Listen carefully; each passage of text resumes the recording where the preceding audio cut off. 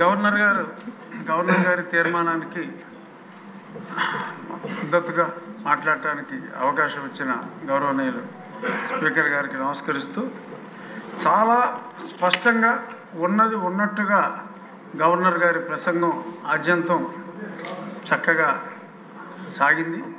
అందులో చాలా అంశాలని చాలామంది స్పృశించారు కాబట్టి నేను 2-3 అంశాల గురించే చర్చిస్తానంటే, అందులో ముఖ్యమైనది రుణాల గురించి ఎలా అస్తవ్యస్తమైంది, అలాగే గనుల్లో 19,000 కోట్లు దోపిడీకి ఎలా గురైంది, మద్యంలో ఎన్ని వేల కోట్లు బెవరేజెస్ కార్పొరేషన్కే ఆదాయం వచ్చి ప్రభుత్వ ఆదాయానికి గండి కొట్టిన విధానం, ఇవన్నీ కూడా చాలా స్పష్టంగా గవర్నర్ గారు తన ప్రసంగంలో పేర్కొన్నారు.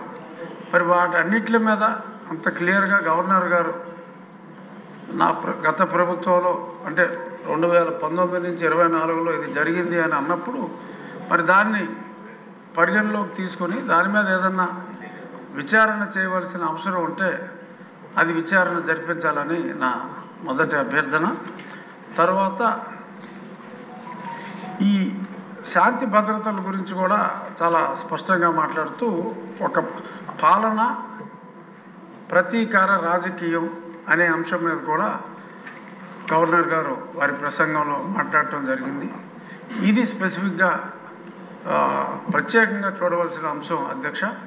ఎందుకంటే పాలన ప్రతీకారం, ఎక్కడ ప్రతీకార రాజకీయంలో కొన్ని వేల కేసులు ఎంతోమంది మీద చాలా అన్యాయంగా జస్ట్ ఇప్పటి రూలింగ్ పార్టీకి కేవలం నోటితో మద్దతు తెలియజేసిన ఒక ఫ్లెక్సీ ఎవరైనా వేసినా కూడా వాళ్ళందరి మీద కేసులు పెట్టడం జరిగింది. ఈ కేసుల గురించి చెప్పాలి అంటే మరి నా మీదే ఒక 14, మరి చెప్పచ్చో లేదో తెలియదు కానీ మరి అన్యాయంగా పెద్దలు శాసనసభాపతి గారి మీద ఒక 16-18, అలా ఎంతోమంది మీద, మరి లోకేష్ గారి మీద ఆయన యోగాలు అని వెళ్తూ ఉంటే ఇలా రకరకాలుగా కొన్ని వేల కేసులు అన్యాయంగా బడాయించడం జరిగింది. అది కేవలం రాజకీయ ప్రేరేపిత కేసులు, సబ్స్టెన్స్ లేని కేసులు.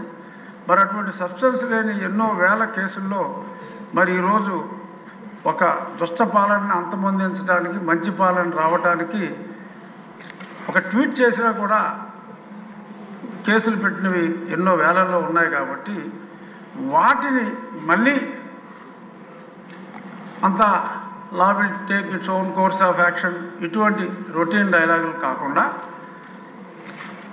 ఒక నిర్ణయం తీసుకొని సమిష్టిగా ఆ నిర్ణయం ద్వారా, ఎందుకంటే గవర్నర్ గారే స్పష్టంగా పేర్కొన్నారు కాబట్టి ఆ నిర్ణయం ద్వారా ఈ అన్యాయంగా కేసుల్లో ఇరుక్కున్న వారికి స్వాంతన చేకూర్చే విధంగా మరి చేయాలి.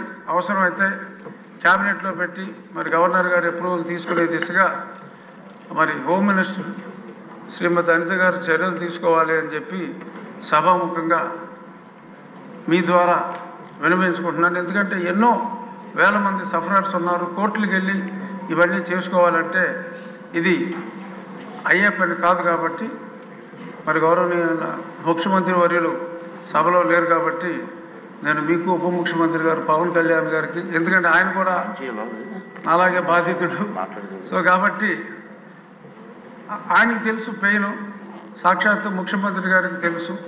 సో కాబట్టి చిన్న చిన్న వాళ్ళందరినీ కూడా అన్యాయంగా ఇరికించారు. కాబట్టి ఈ వేలాది కేసుల నుంచి బయటపడాలి. అలాగే మరి గత ప్రభుత్వంలో కొంతమంది సఫర్ అయ్యారు.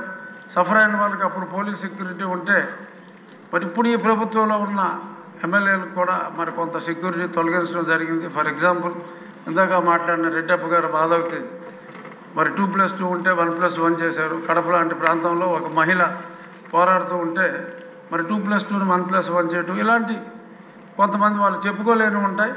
సో అంచేత ఇటువంటివి ఏమన్నా ఉన్నా కూడా ఆ రక్షణ కల్పించవలసిన అవసరం ఉందని సభాముఖంగా మరొకసారి తమరికి తెలియజేస్తూ ఈ అవకాశం ఇచ్చినందుకు ధన్యవాదాలు.